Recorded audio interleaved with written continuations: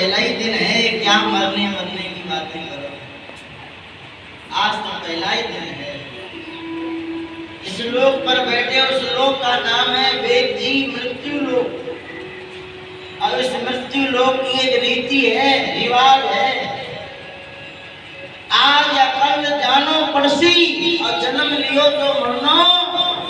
यहाँ की रीति है। बड़े बड़े हुए राजा जिनके रात दिन बजे बाजा और वो भी बड़े काल की राजा, उनको भी जाना पड़ा। आया है तो जाएगा, राजा बनता अभी जाना पड़ेगा।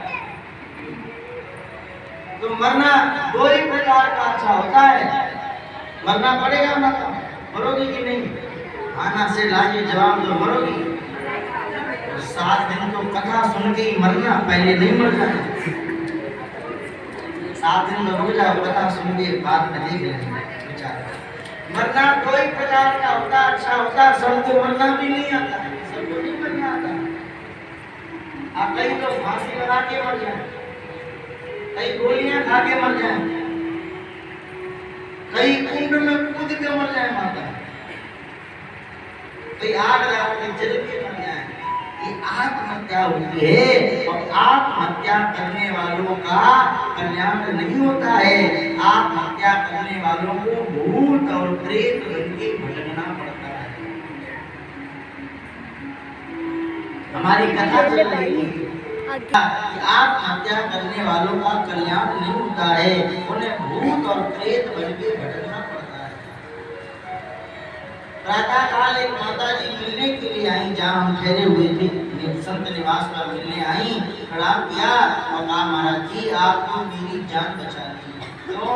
बोले मैं बहुत दुखी हूँ और महाराज जी 1-2 दिन में ही मैं आत्महत्या करने वाली थी, सुसाइड करने वाली। और जब कल मैंने ये सुना कि आत्महत्या करने वालों को भूत प्रेत बन के भटकना पड़ता है, तो अब महाराज जी मैंने विचार कर लिया, अब मैं मरूंगी नहीं। मेरी जो परिस्थिति आई है मेरे जीवन में, मैं उसका सामना करूंगी, मैं मरूंगी। अरे कोई परिस्थिति अगर प्रतिकूल आई है तो सामना करो उसका। आत्महत्या करने से दुख कट गया क्या?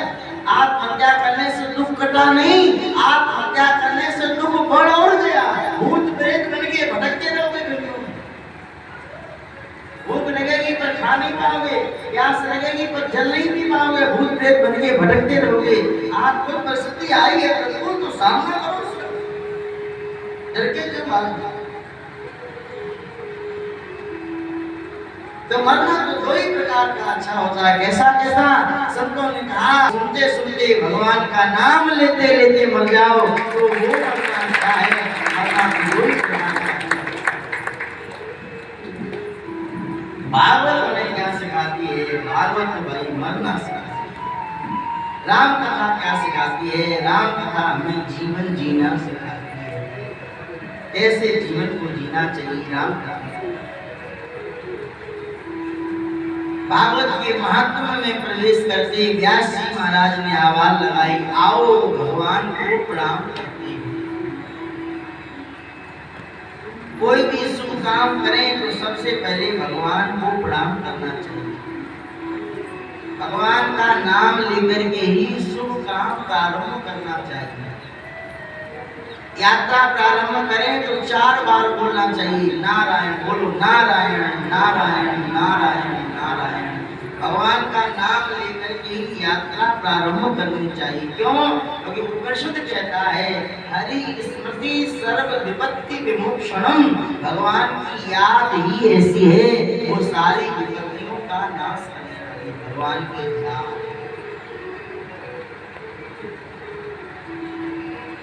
व्यास जी महाराज ने आवाज लगाई, आओ भगवान को प्रणाम करते हैं। ये प्रसंग मैं इसलिए और उठा रहा हूँ, आज बहुत सारा समाज में ऐसा हमारा नौजवान भाई बहन हो गया, वो भगवान को मानता ही नहीं।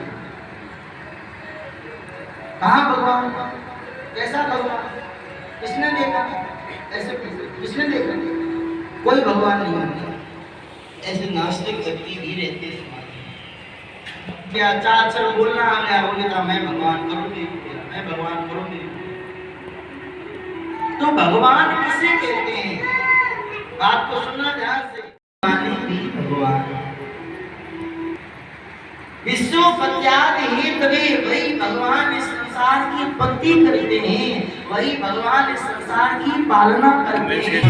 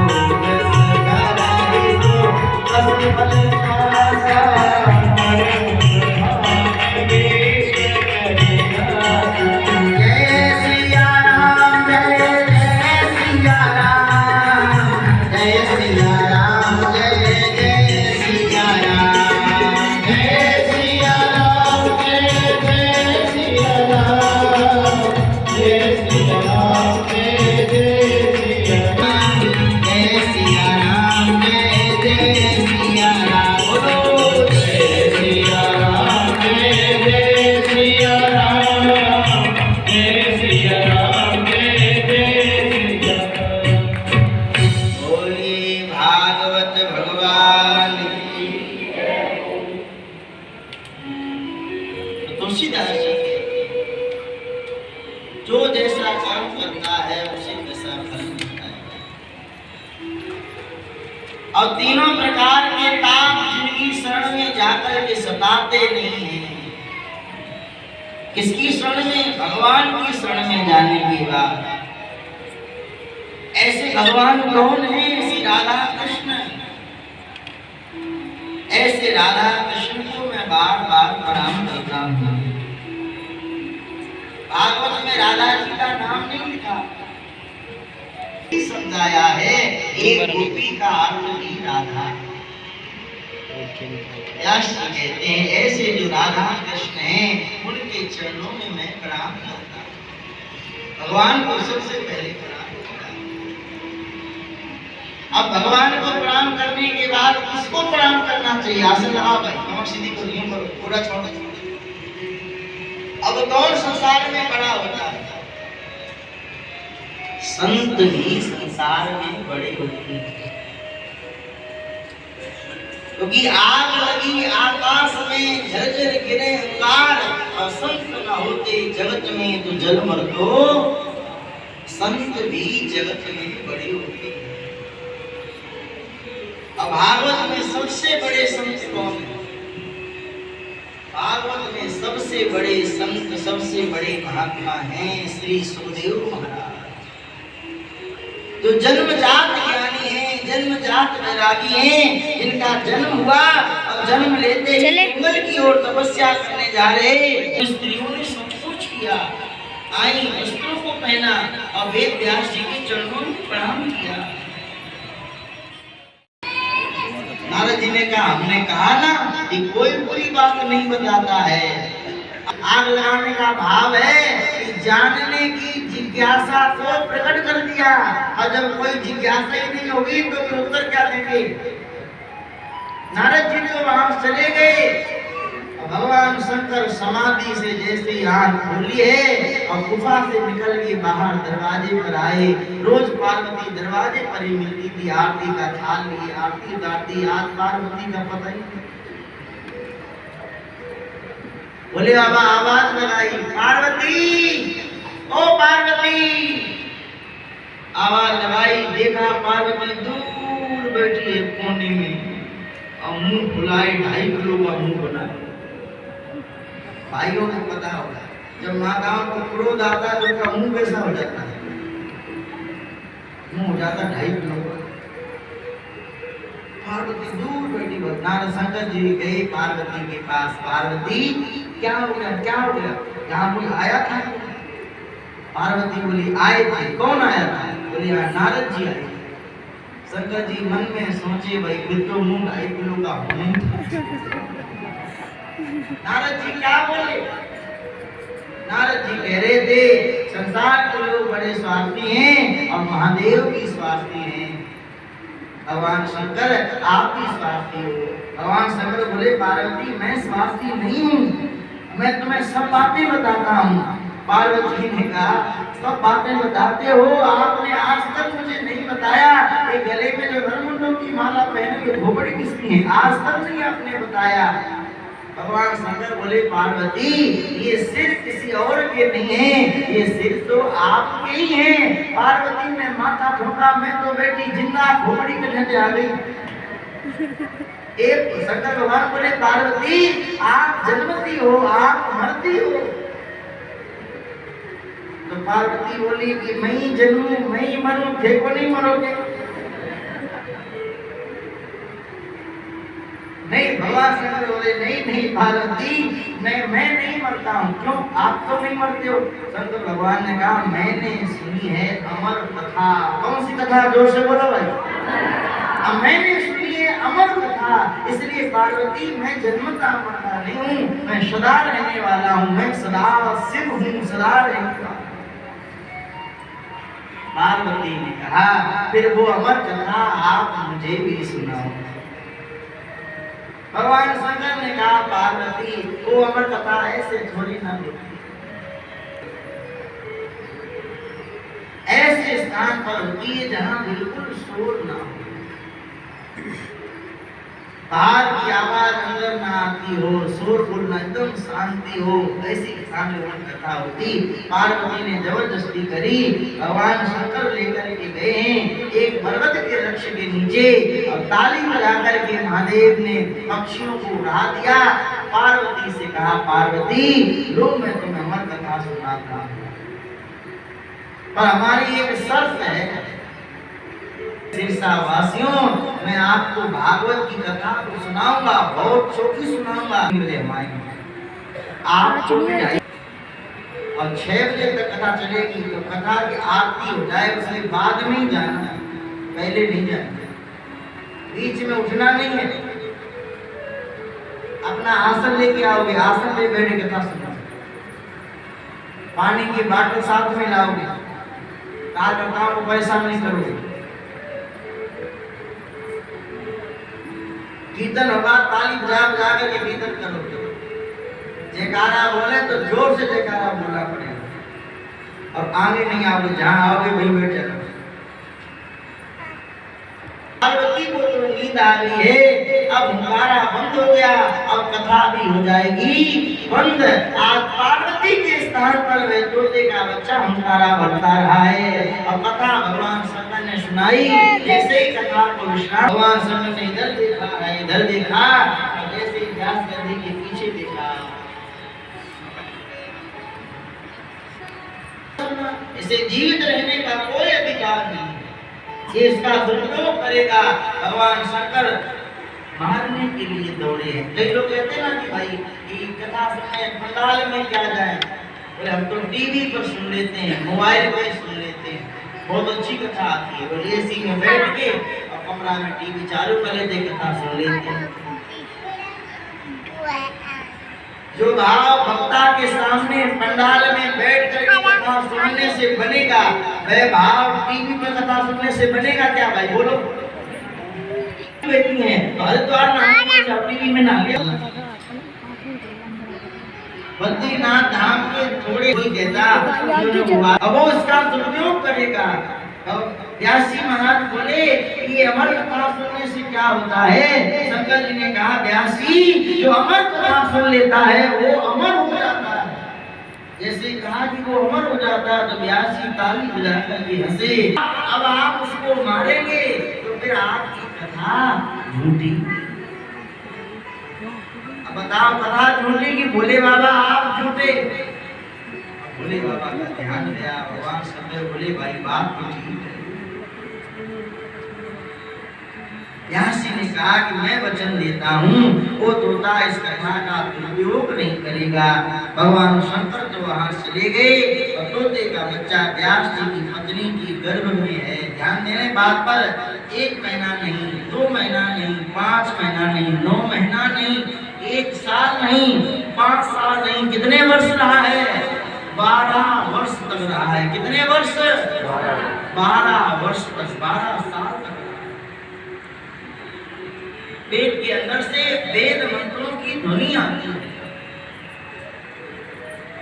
एक दिन व्यास जी महाराज ने कहा पुत्र अपनी माँ की गर्भ से बाहर आ जाओ, तुम्हारी माँ को दुख हो रहा है, पीड़ा हो रही। पेट से आवाज आई नहीं नहीं पिताजी मैं माँ के गर्भ से बाहर नहीं आऊंगा। अगर मैं बाहर आऊंगा तो माया के चक्कर में फंस जाऊंगा।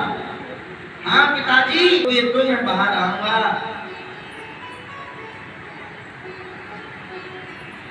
व्यास जी महाराज ने अपने तपोबल की शक्ति से भगवान को प्रकट, भगवान चार भुजा लेकर के प्रकट हुए और भगवान ने कहा कि पुत्र सुखदेव अपने मां के गर्भ से बाहर आ जाओ, मैं वचन देता हूं तुम मेरी माया के चक्कर में नहीं फंसोगे। देव जी महाराज की, भागवत भगवान की। सुखदेव जी का और जन्म लेते ही सुखदेव जंगल के लिए चले। जंगल में जाकर के बैठ गए, तपस्या करने लगे। ऐसे सुखदेव जी महाराज जो जन्मजात ज्ञानी हैं, वैरागी हैं, सुखदेव जी के चरणों में प्रणाम किया। और फिर कथा कहाँ चली गई? कथा चली गई है नेमी सारण्य। उनका नाम नेमी सारण्य पड़ा। वहां पर चक्र तीर्थ है और नेमी सारण्य में रहते हैं 88,000 महात्मा। कितने हजार महात्मा? 88,000। इनकी आयु कैसी है? किसी की आयु इतनी लंबी है, कथा कहती है कि उनकी आयु में कई बार इंद्र बदल गया है। किसी की आयु इतनी लंबी है, उनकी आयु में कई बार ब्रह्मा जी बदल गए हैं। अब वो 88,000 महात्मा करते क्या हैं? बस पुराणों का वाचन करते हैं। कभी भागवत की कथा, कभी राम कथा, कभी स्कंद पुराण, कभी पद्म पुराण, कभी कोई बस भागवत कथाओं का वाचन करते हैं। ध्यान से सुने बात भाई। एक दिन उन संतों के बीच में एक संत पधारे जिनका नाम है श्री सूत जी महाराज। ये नाम याद रखना, मैं बार बार लिया करूँ। सूत जी नाम है। क्या नाम है? सूत जी।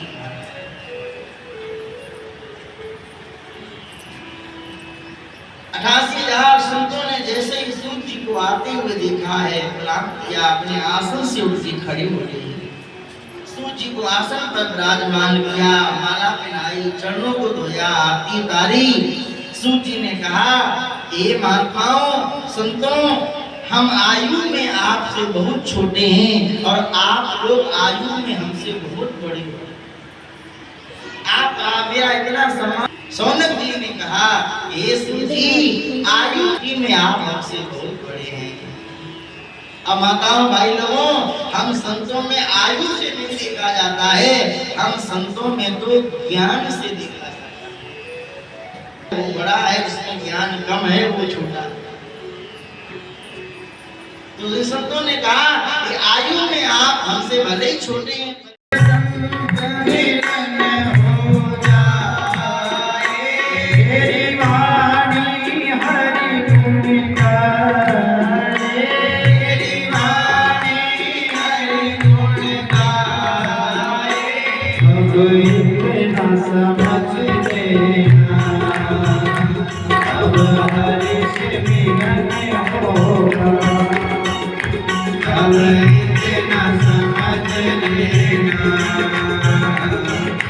हरि से मिलन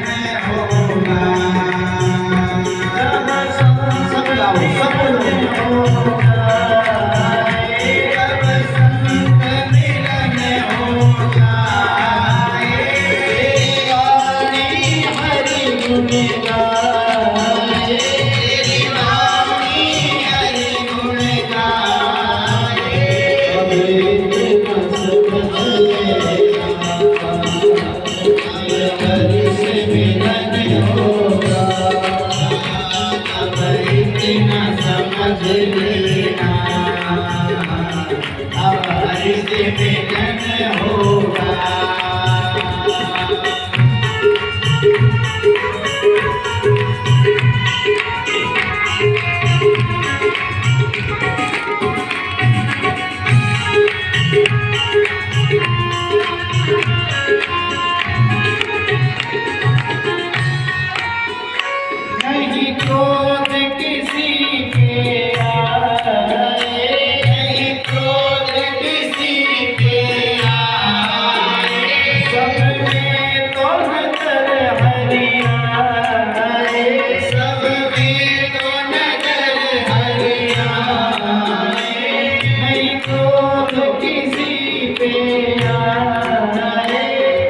क्रोध किसी पे आए, सब में तो नजर हरिया देना। अब हरि से मिलन होगा, तब इतना समझ लेना। अब हरि से मिलन होगा, जब संत मिलन होगा, तब संत मिलन होगा। तेरी वाणी हरि गुण गाए, अब हरि से मिलन होगा, तब इतना समझ लेना। अब हरि से मिलन होगा। खुशी वाला पानी जाओ।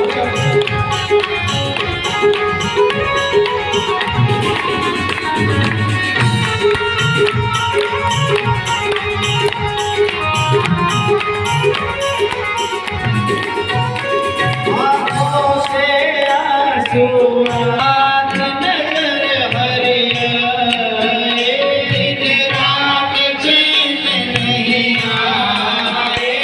कोई पूजन मन को भाए, कोई पूजन मन को भाए।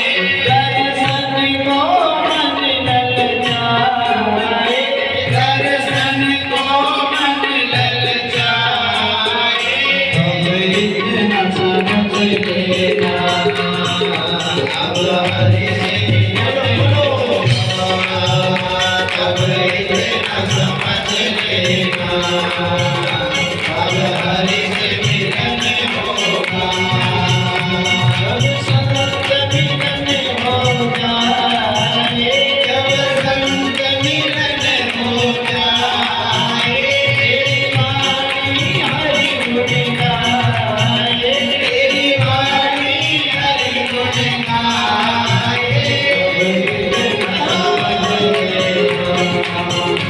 अब हरि से मिलन होगा, तब इतना समझ लेना। अब हरि से मिलन होगा, तब इतना समझ लेना। अब हरि से मिलन होगा, तब इतना समझ लेना। अब हरि से मिलन होगा। बोली भागवत भगवान की जय। सौनक जी ने कहा कि हे शिव जी,